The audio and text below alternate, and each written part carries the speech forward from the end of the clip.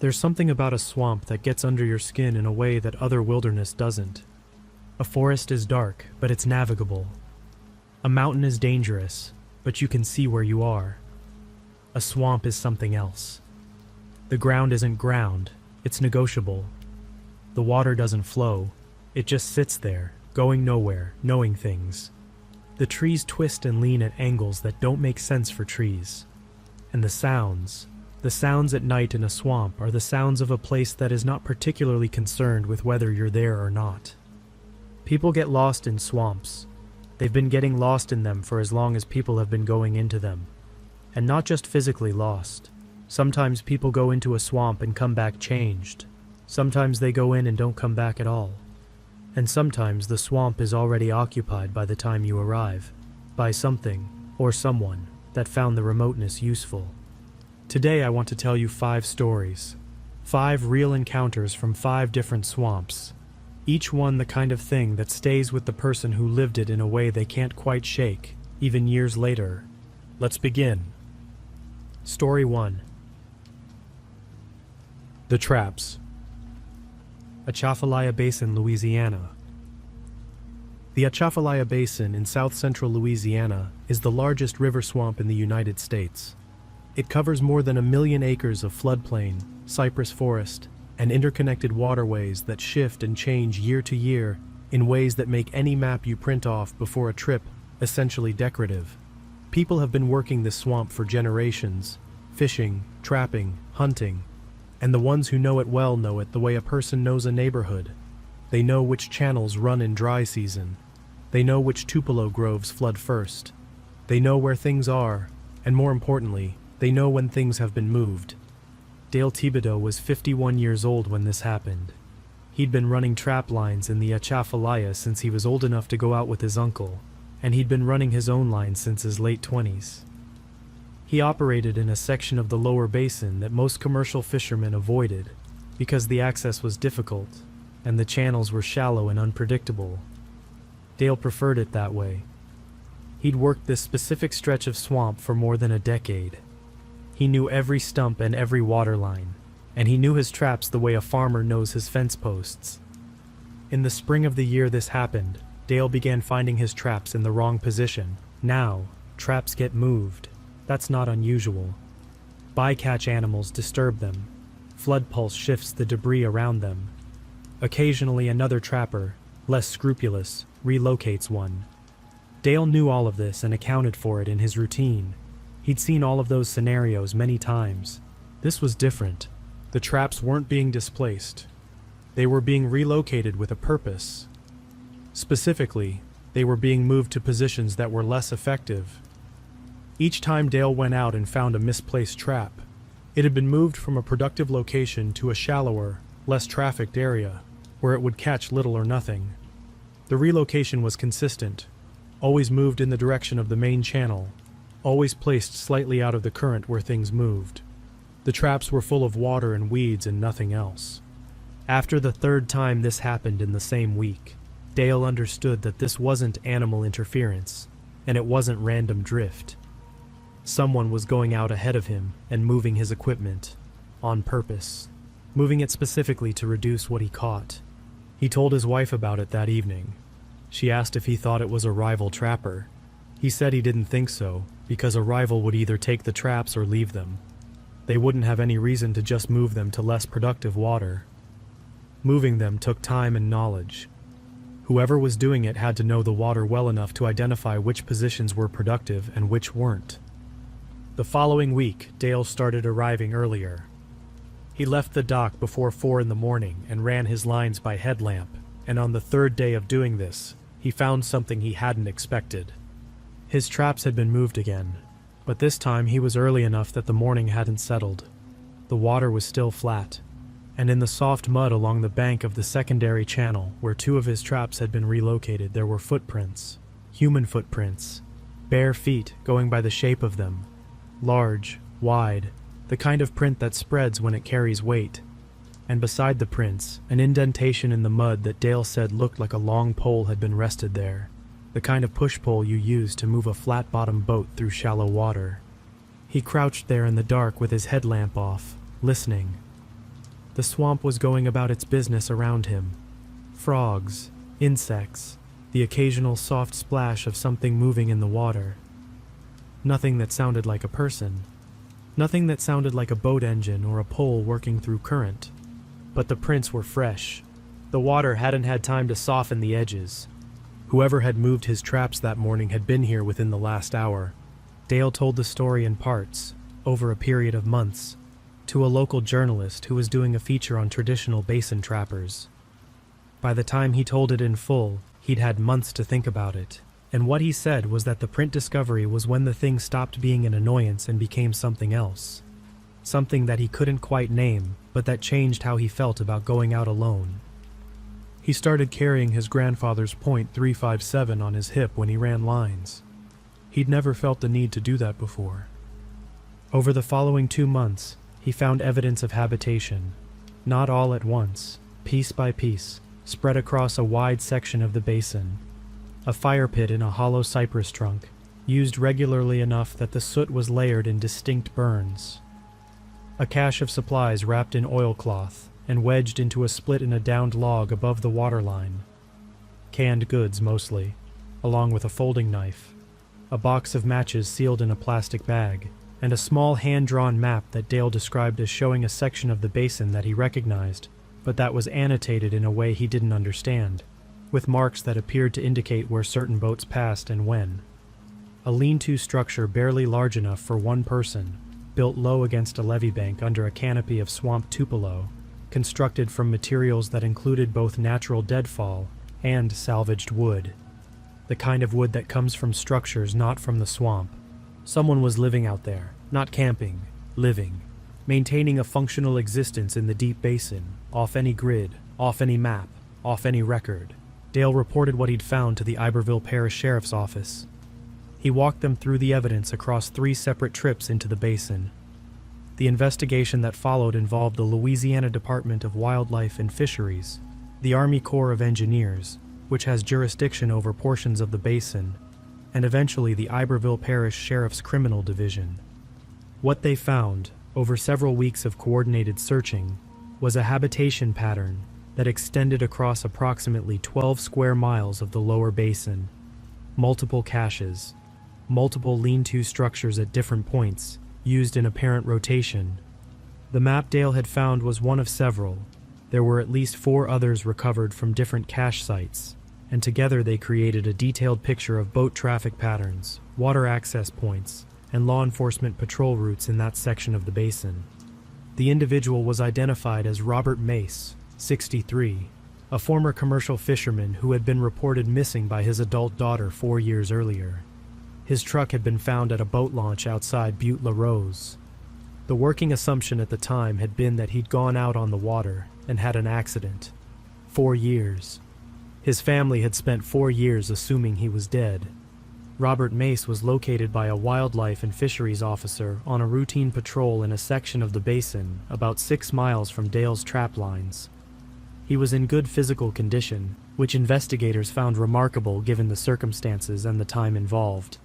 He did not resist. He came off the water without incident. He told investigators that he had chosen to leave, that the life he'd had before had become something he needed to put down, and that the basin was the only place he'd ever felt like he understood what he was doing. He'd been living on fish, game, and occasional supply runs on foot to a rural gas station near the basin's eastern edge, where he paid in cash and spoke to no one more than necessary. He was not charged with any criminal offense. His presence in the basin, legally, was a complex question given the overlapping jurisdictions, and ultimately no charges were pursued. His daughter was contacted. Dale was notified. Dale said in the journalist's final piece that he respected the choice, that there were days on the water when he understood it better than he could explain. But he also said that the footprints in the mud in the dark, the fresh-edged prints beside the push-pull indentation while the night was still around him, he said that image didn't leave him easy, even after he knew what it was, even after it had an explanation. He said the knowing almost made it stranger, not simpler, because that meant someone had been out there all along, watching his boat come and go, watching him run lines, watching him the way you watch something you've decided you're going to be careful about. for months before the first trap was ever moved. And the moving of the traps, Dale eventually concluded, was probably a message, not an aggressive one, more like, "I'm here, I've been here. I know your rhythms better than you know mine. Be aware of that." Story 2. The Boards. Okefenokee Swamp, Georgia-Florida border. The Okefenokee is one of the oldest swamps in North America. It sits right on the Georgia-Florida border. It covers more than 700 square miles, and it is, by any reasonable measure, genuinely primeval. The black water in the Okefenokee gets its color from tannins leached from the vegetation, and it's so dark in some channels that you can't see more than a few inches below the surface. The swamp produces its own peat from accumulated plant matter, and that peat floats in sections, entire islands of vegetation, trembling underfoot, which is where the Seminole name comes from. Okefenokee means land of trembling earth. Wildlife biologist Adrienne Cole had been working in the Okefenokee for 3 years when this happened. She was doing population surveys on wood storks, a federally protected species that nests in the swamp, and her work took her into sections of the refuge that saw almost no visitor traffic. She knew the place well, the way you know somewhere after 3 years of paddling into it 4 and 5 days a week. She knew the channels, and the prairie sections, and the cypress bays. She knew where the stork colonies were, and where the gators were densest, and where the water hyacinth clogged the passages badly enough to make paddling impossible. She did not know until the spring of her 3rd year that someone had been building in there. She found it on a Thursday morning in late March, while pushing through a section of Cypress Bay she'd paddled through dozens of times before. The route took her through a passage barely wide enough for her kayak, flanked on both sides by cypress knees, and she almost didn't see it because it was built low and covered with cut vegetation that had been laid over the top of it deliberately. It was a platform, elevated above the waterline on wooden posts driven into the peat, maybe 8 feet by 10 feet, with boards laid across a frame of pressure-treated lumber. Not rough or temporary. The joinery was competent, the posts were leveled, the boards were evenly spaced, and had clearly been cut to length rather than laid on in whatever size they came. Someone who knew how to build things had built this. The vegetation cover on top was fresh enough to still be green in places. This was recent work. She stopped her kayak and sat there for a while, just looking at it. There was nothing on the platform. No equipment, no supplies, no personal items. Just the structure. Just the boards. She photographed it with her field camera, noted the GPS coordinates, and kept moving. She found the second platform 2 days later. Different channel, different Cypress Bay, about 3 miles from the first. Same construction quality. Same fresh vegetation cover. Same absence of any materials on the surface. By the end of that week, she had found 4 of them, distributed across a roughly 2-mile section of the swamp, in an arrangement that, when she plotted the GPS coordinates on her map that evening in her truck, she recognized immediately. The 4 platforms were positioned in a rectangle. A large rectangle, almost perfectly proportioned, roughly half a mile on each side, with 1 platform at each corner. Like markers, like the corners of something being established. She reported it the following Monday to the Okefenokee National Wildlife Refuge Management Office. She described the platforms, the construction quality, the positioning. The refuge manager's reaction was, she said, more urgent than she had anticipated. A ranger team was sent in that week, and over the following 3 weeks, the scope of what they found expanded significantly. There were not 4 platforms. There were 11, confirmed, and potentially more in sections of the refuge that were difficult to access. The construction was consistent across all of them. Same lumber specifications, same post design, same elevation above the waterline, same pattern of cut vegetation covering. And in the middle of the rectangle that Adrienne's 4 corner platforms had defined, the ranger team found what all of this had been built to service. It was an enclosure, not a structure in the conventional sense, more of a holding area, built in a section of open water surrounded by dense cypress, with a perimeter of driven posts connected by heavy gauge wire mesh that went from 6 inches below the waterline to about 4 feet above it, forming a rough oval perhaps 30 feet across. Inside the enclosure, there were fish, a large quantity of fish, including several species that are heavily regulated under federal and state wildlife law. This was a poaching operation, a sophisticated one, designed to use the depth of the refuge as cover and the platform network as a distribution and staging system. The enclosure was the holding facility, the platforms were the staging points, and the layout of the whole system had been designed so that no single element was close enough to any other to suggest the full picture, unless you mapped all of them together. The investigation was taken over by the U.S. Fish and Wildlife Service's Office of Law Enforcement. It continued for more than 4 months. I'm not going to get into the specifics of who was identified and charged, because several of those proceedings were still ongoing when this was reported, and some names were sealed pending further investigation. What I will tell you is what the investigators said about the scale and duration of the operation. The platforms showed weathering patterns and wear consistent with use over at least 2 years. The enclosure had sedimentation around the post bases, suggesting it had been in its current location for at least a full cycle of seasonal flooding, which meant it had been there through at minimum 1 complete year. This had been running in the middle of a federally protected wildlife refuge for somewhere between 2 and 3 years before Adrian paddled through that cypress passage. She said afterward that the thing she couldn't shake was the vegetation cover on the platforms, the deliberateness of it. Someone had cut vegetation and laid it carefully over the boards, fresh enough that it was still green, specifically so that someone passing overhead, a survey plane, a refuge drone, wouldn't see the structures against the canopy.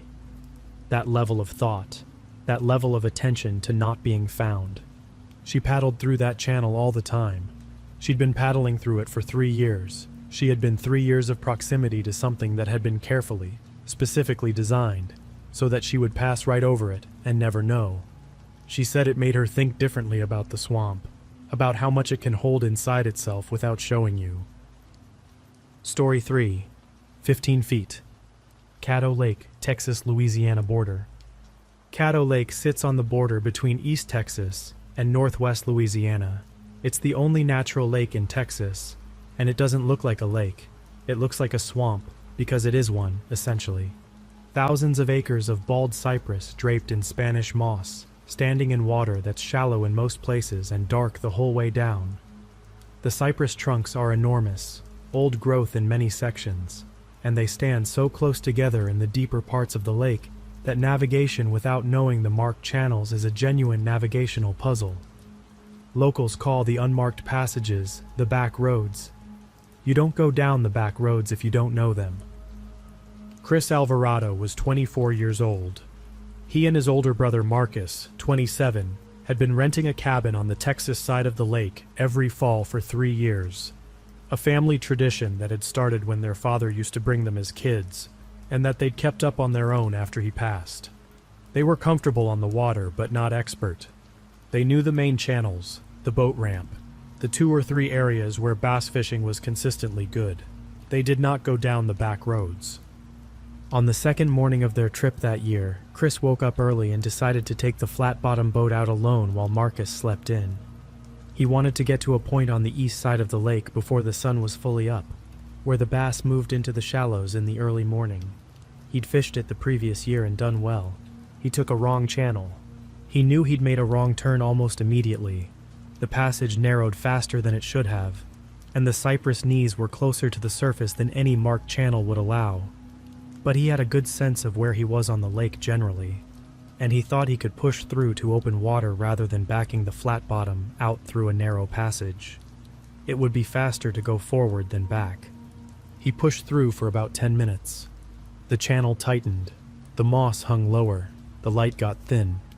Then he broke through into a small open section, not the lake proper, just a wider spot in the swamp, maybe 40 feet across, ringed by cypress on all sides. And on the far side of that clearing, tied to a cypress trunk by a length of rope, was a flat-bottom boat, older than his, green paint, most of it gone. And sitting in the boat facing him was a man. The man was old. Chris said 70 at least, maybe older. He was thin and long and still, seated in the rear of the boat with his hands on his knees, looking directly at Chris. He hadn't moved when Chris broke through into the clearing, hadn't reacted, just sat there and looked. Chris said good morning. His voice came out smaller than he expected in that tight space. The man didn't say anything. Chris said he thought he was turned around, asked if the man could point him back toward the main channel. The man looked at him for a long moment. Then he picked up a paddle from the floor of his boat, leaned out over the water, and pointed it to Chris's left, not at a visible channel, just at a section of cypress and moss and shadow that looked the same as everything else around the perimeter of the clearing. Chris thanked him and started moving in that direction. And then the man spoke. He had a voice that Chris said was the kind of voice that's been roughed up by decades of weather and tobacco, low and flat, and carrying in the swamp air the way sound does over water. He said, "You didn't see the other boat." Chris stopped paddling. He looked back at the man. He said, "What other boat?" The man pointed again, this time behind Chris, back the way he'd come in. Chris turned and looked. 15 feet from where he'd entered the clearing, tied to a cypress knee with a short rope that kept it barely above the waterline, was a small aluminum boat. A John boat, maybe 10 feet. It was almost completely submerged, held just at the waterline by the rope, so that only the top few inches of the hull were visible above the surface. If you weren't looking for it, you would pass right over it without seeing it. Chris had passed right over it without seeing it. He looked at it for a moment. He looked back at the man. The man said, "Been there about a week." Chris said, "Is there someone in it?" The man said was. He said it the way you'd say it if you were describing something unremarkable, the way you'd say it if you wanted someone to understand something without having to explain it. Chris asked if he'd called the sheriff. The man looked at him steadily and said the sheriff's water patrol came through this part of the lake about once a month, and that Chris had enough time to make it back to the main channel if he started now. Chris left. He paddled out the way the man had pointed, which worked exactly as directed, and he was back at the cabin in 40 minutes. He woke Marcus. They drove to the Caddo Lake State Park Ranger Station together and reported what Chris had seen. The Cass County Sheriff's Office Water Patrol recovered the submerged boat that afternoon. The boat was registered to a 38-year-old man from Uncertain, Texas, the actual name of the nearest town, who had been reported missing by his wife 11 days earlier. He had told her he was going out on the lake for the day. His body was not in or near the boat at the time of recovery. The lake was dragged in that section over the following 3 days. His body was recovered on the 4th day, in a deeper pocket of the swamp about 200 yards from the submerged boat. The cause of death was ruled accidental drowning. The manner, how exactly a man ends up drowned with his boat submerged and roped to a cypress knee, was characterized in the official report as consistent with a capsize in shallow water, followed by disorientation in the swamp. The rope on the submerged boat was attributed to an anchor line. It was a closed investigation. No foul play was found. Chris said he has no reason to doubt any of that. He also said that he's thought about the man in the old boat many times since, about the fact that the man had known the submerged boat was there, had known it was there for a week, and had sat in that clearing apparently not particularly concerned about it. About the way he'd said was, in that flat voice, before suggesting that Chris had enough time to make it back to the main channel. He said there's a version of that interaction that makes complete sense. An old man who lives on the lake, who found a submerged boat, who had reported it through his own channels or was about to. He said he genuinely believes that's probably the explanation, but he also said that the clearing was very quiet, and the man was very still, and the rope on that submerged boat was very short, just long enough to keep it from going all the way under, which is not what an anchor line does. He hasn't been back to Caddo Lake since. His brother goes without him now. Story 4. The Interior. Great Dismal Swamp, Virginia-North Carolina border. The Great Dismal Swamp doesn't have the prettiest name in American geography, but it's honest. It covers about 100,000 acres on the Virginia-North Carolina border, centered on Lake Drummond, a blackwater lake so dark and remote that it's been generating folklore for 300 years. The swamp was surveyed by George Washington, who thought it could be drained and farmed. He was wrong. The swamp had other ideas, as the swamp generally does. It's a national wildlife refuge now. It has a maintained trail system and a single road into the interior, and the part near the road is a pleasant enough place to birdwatch.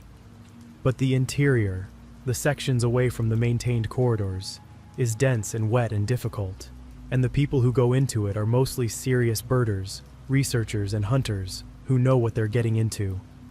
Teresa Huang was a 30-year-old graduate student in ecology doing field research on invasive plants in the refugees' interior wetland sections. Her work required her to spend time in parts of the swamp well away from the maintained trails, documenting the spread of species like Japanese honeysuckle and Chinese privet into the native vegetation communities. She worked alone, which her advisor was not thrilled about, but which was practical given the nature of the surveys. Slow, methodical, requiring concentration. She was comfortable with it. She'd been doing fieldwork in remote areas for years.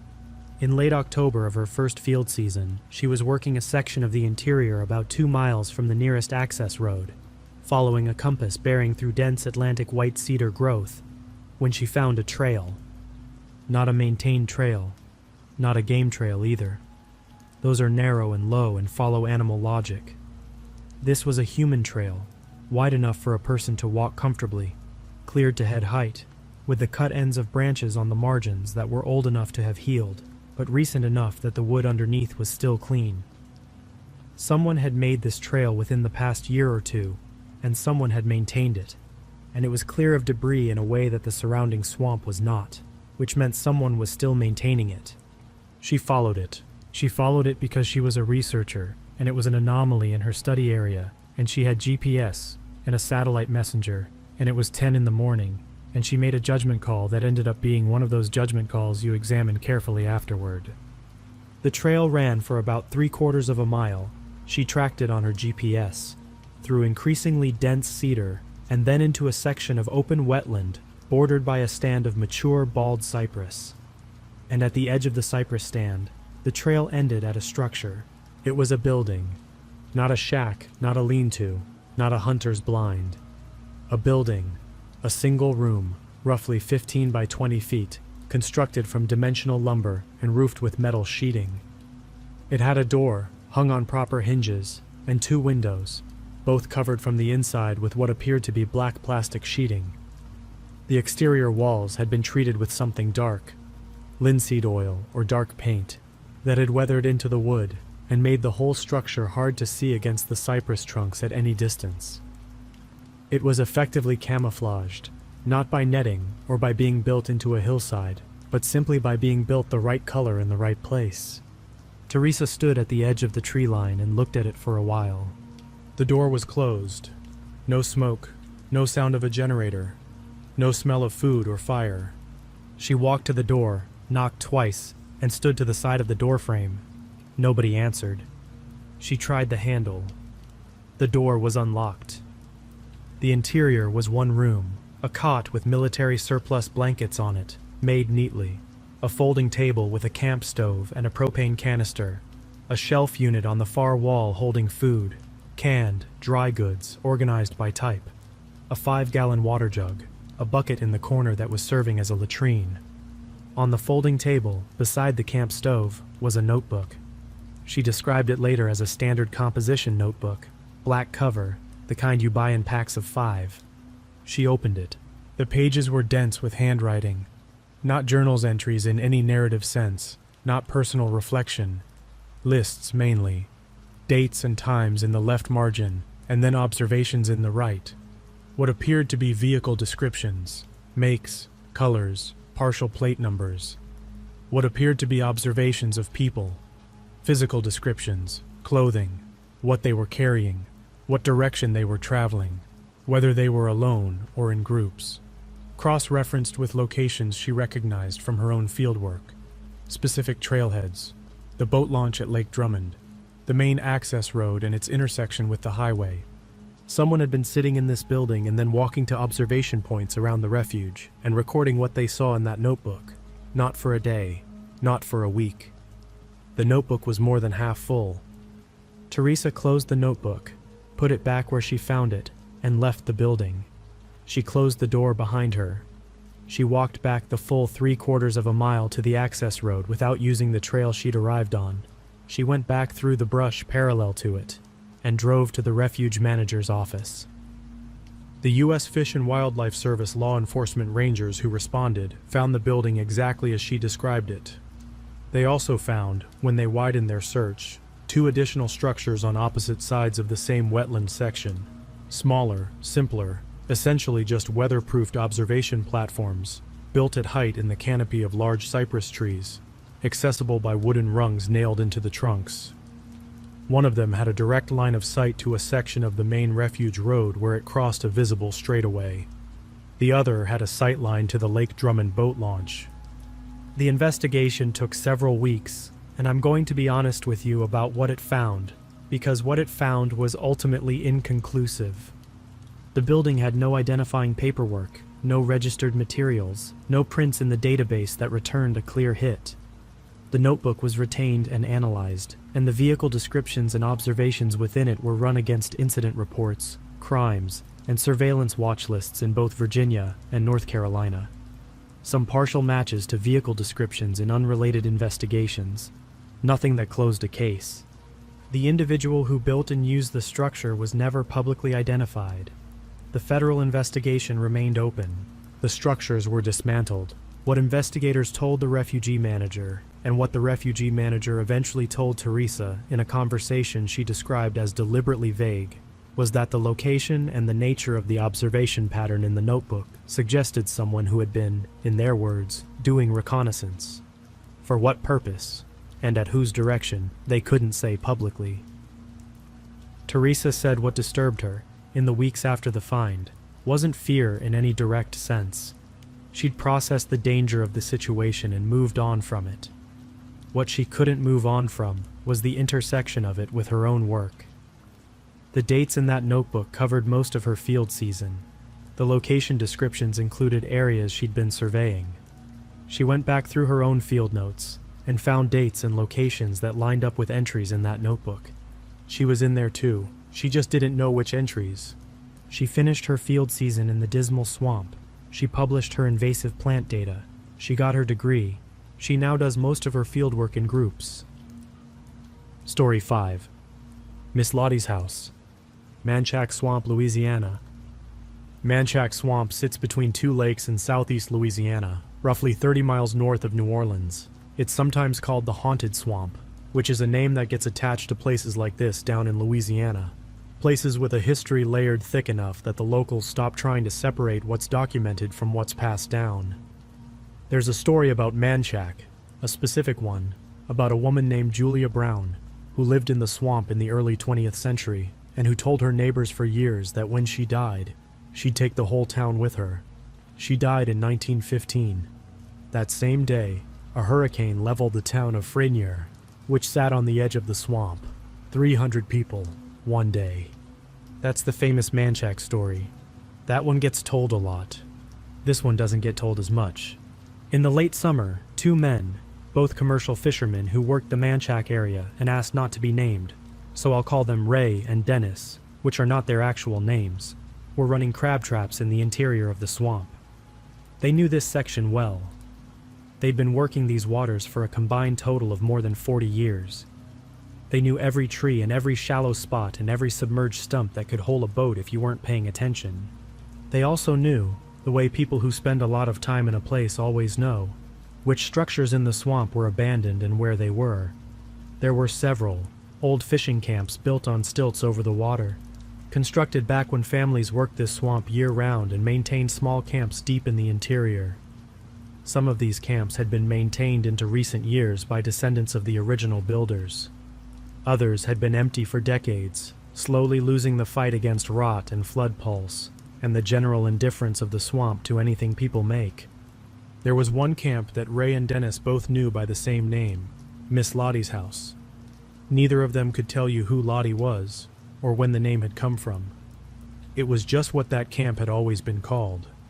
It sat on a small raised section of land about 4 miles into the interior, elevated just enough to stay above the waterline in most years. A central structure with a covered porch over the water, built from cypress that had weathered to a silver gray, empty for as long as either of them could remember using that section of the swamp. On a morning in late August, They passed Miss Lottie's house at around 6:30, on their way to the trap line, and Dennis noticed that the porch boards looked different than they had the last time he'd been past. He said there was laundry on the porch railing. They slowed the boat. They came alongside carefully, the way you come alongside any unknown structure in the swamp, and looked. There was laundry on the railing, 2 shirts and a pair of work pants, hung to dry. Recent by the look of them, still showing moisture. There was a camp chair on the porch that hadn't been there before, and through the screenless window opening that faced the water, they could see that the interior had been cleaned out enough that the floor was visible. All the accumulated debris and rot of years of disuse had been removed. The door of the structure was open. They sat in their boat and looked at all of this, and didn't say anything for a minute. Then Ray called out. Called toward the door, toward whoever was inside. Nobody answered. They looked at each other. They kept moving. They ran their traps, came back through the same route in the early afternoon, and Miss Lottie's house was exactly as it had been. Laundry on the railing, chair on the porch, door open. They came back the next morning and the next. Each morning the camp was occupied, in the sense that the signs of habitation were present, but each time they came through, there was no one on the porch. No movement, no response to a call. On the 4th morning, a woman was sitting in the camp chair. She was elderly. Ray said he thought mid-70s, though it was hard to know for certain because she had the quality of someone who had spent most of her life outdoors. She was small and thin, with white hair cut short, wearing work clothes. She was sitting with her hands in her lap, looking at the water. Ray cut the motor. He said good morning. She looked at them. She had a very direct look, the kind that doesn't waste movement. She said good morning back. Dennis asked how she was getting on, the way you ask a person in a remote location how they're getting on. She said she was fine. Ray asked how long she'd been out here. He said it carefully, not accusatorially, just making conversation, the way people who work remote water make conversation with the occasional person they meet in it. She thought about this for a moment. Then she said, long enough. Ray asked if she needed anything, supplies, water, any kind of help. She said she had what she needed. Then she looked at both of them, one and then the other, and she said, you boys run traps out past the 3rd bend. It wasn't a question. She knew where they worked.